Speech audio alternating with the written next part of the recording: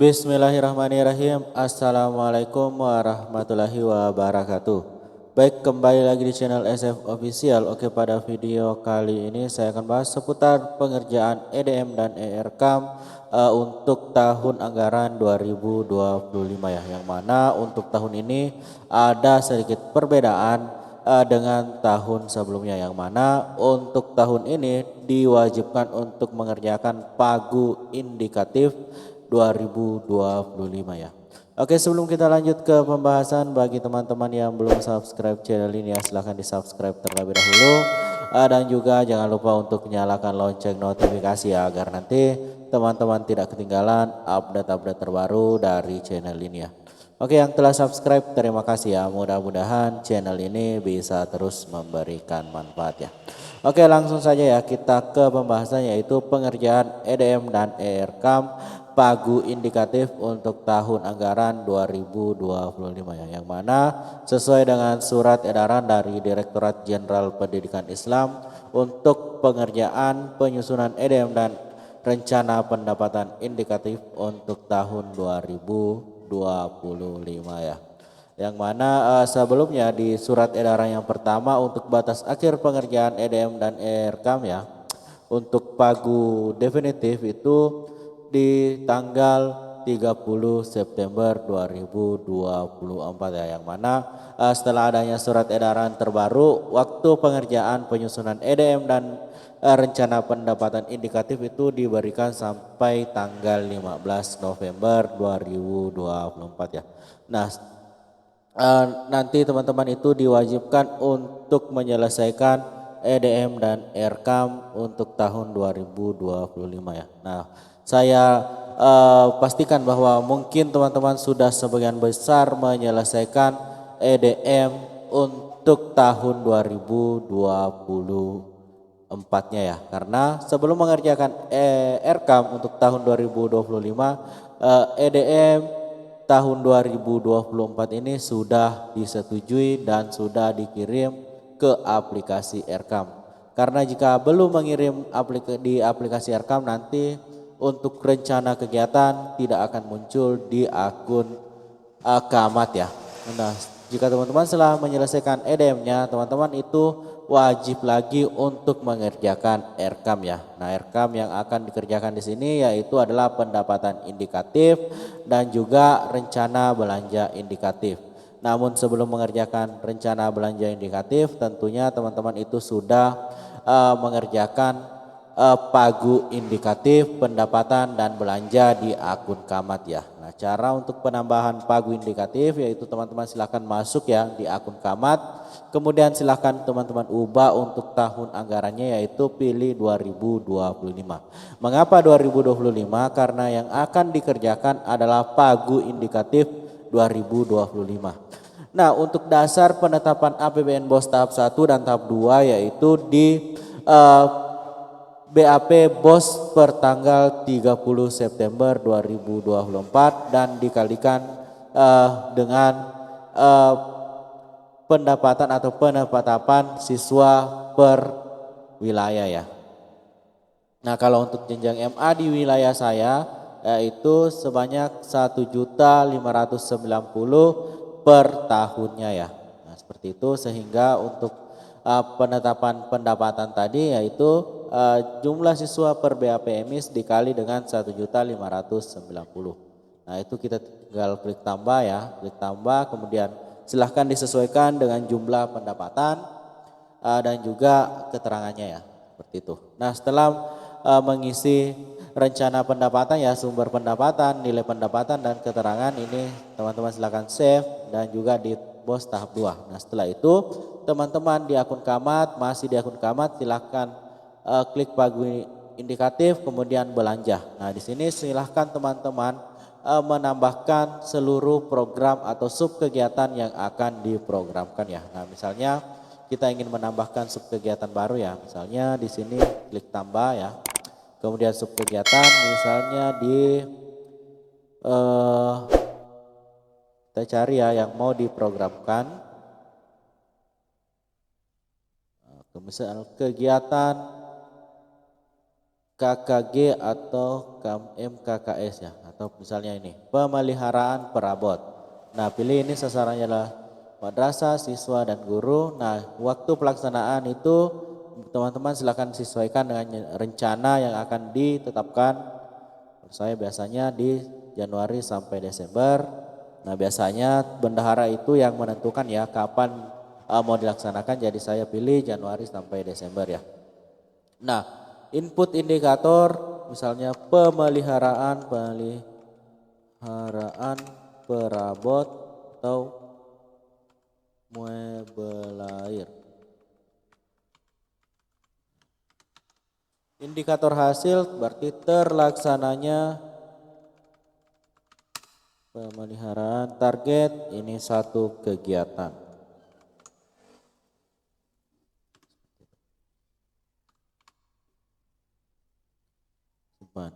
Nah, setelah menyusun rencana belanja di akun Kamat, ini maksudnya adalah program yang akan direalisasikan ya. Nah, di sini sudah muncul semua ya. Nah, setelah menyusun ini, teman-teman selanjutnya adalah menyusun rencana belanja di akun bendahara.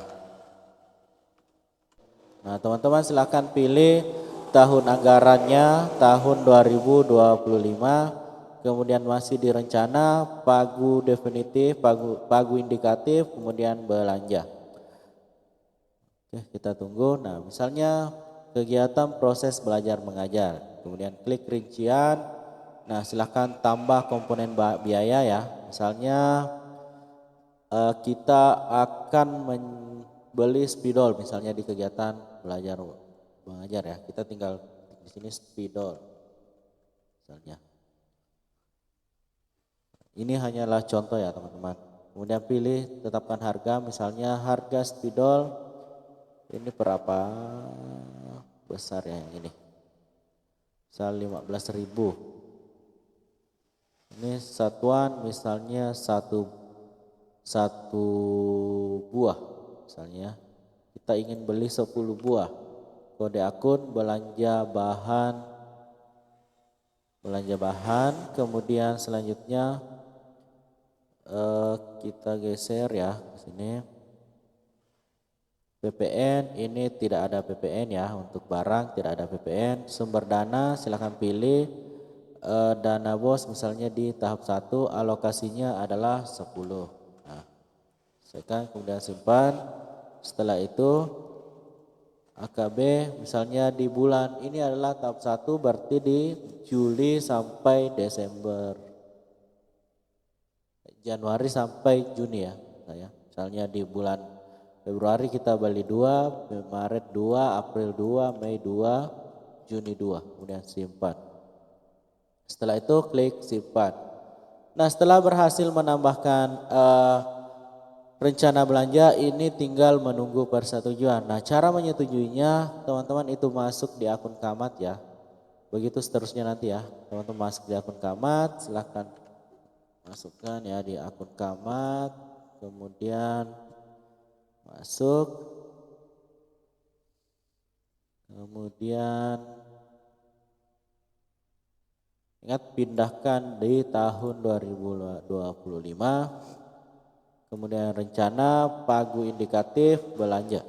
Sebenarnya untuk pengerjaan ini sama saja di tahun sebelumnya, yang berbeda kemarin kita langsung mengerjakan pagu definitif yang mana jika misal anggaran sudah tersedia. Nah, untuk tahun ini sebenarnya itu kita harus kerja 2 kali karena kita mengerjakan pagu indikatif dan nantinya jika misal anggaran tidak sesuai dengan pagu indikatif, nah nanti kita harus menyesuaikan lagi di pagu definitif ya.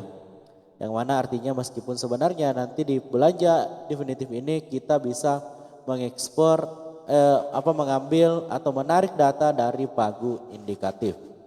Nah, sebenarnya ini adalah wujud dari Kemenak yang mana untuk mempercepat proses penyaluran dana BOS untuk tahun 2025 sehingga teman-teman itu nanti tidak ada kendala lagi ya untuk penginputan RKAM ini bisa langsung diimpor aja dari pagu indikatif. Nah, langsung di pagu definitif seperti itu. Namun jika misal ada perubahan anggaran tentunya kita bisa kerja 2 kali. Nah setelah itu jika ingin menyetujui pendapatan silakan teman-teman di sini akan muncul ya yang mana total kegiatan, yang mana yang belum disetujui ya. Klik rincian, kemudian pilih aksi, kemudian jika ingin menolak klik tolak, jika ingin menyetujui klik setujui.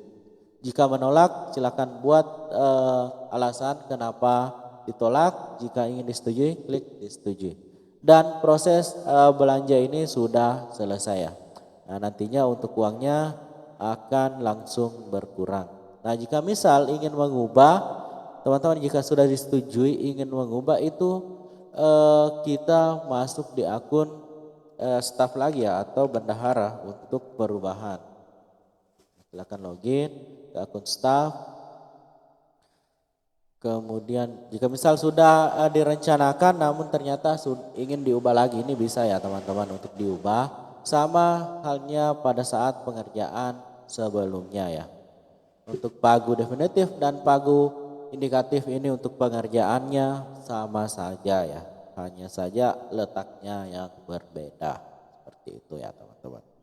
Ingat untuk mengubah di tahun anggaran 2025. Kemudian pilih aksi rincian.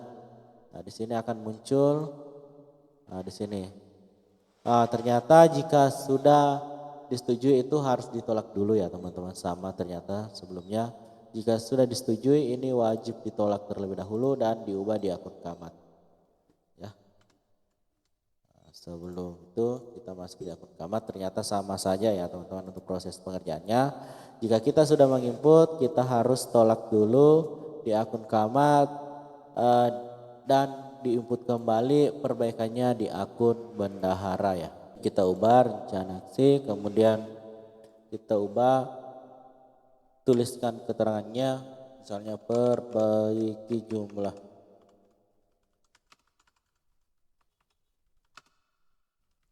Dan ini misalnya ya, kemudian klik tolak. Nah setelah berhasil ditolak, nah kita ke akun bendahara, kemudian untuk melakukan perbaikan. Sama saja pada saat pengerjaan sebelumnya. Kita masuk, ini kita tinggal ubah aja ya tahun 2025, kemudian masuk supaya kita tidak mengubah lagi. Kemudian rencana pagu indikatif belanja. Kita tunggu, setelah itu kita ubah di sini. Nah di sini kita bisa ubah atau hapus. Jika ada perubahan harga biasanya harus dihapus. Jika ada perubahan keterangan itu tinggal kita ubah. Nah seperti itu kita tambah lagi baru. Seperti itu ya teman-teman. Untuk proses pengerjaan rencana indikatif ini. Oke mungkin itu aja ya untuk cara pengerjaan pagu indikatif untuk tahun 2025 ya. Saya ingatkan lagi untuk pengerjaannya itu batasnya adalah 15 November 2024 ya. Kurang lebih masih ada 1 bulan lagi ya untuk pengerjaannya. Oke mungkin itu aja ya untuk informasi kali ini. Dan terakhir jangan lupa untuk subscribe channel ini karena subscribe itu gratis ya. Oke cukup sekian, lebih dan kurangnya mohon dimaafkan. Wassalamualaikum warahmatullahi wabarakatuh.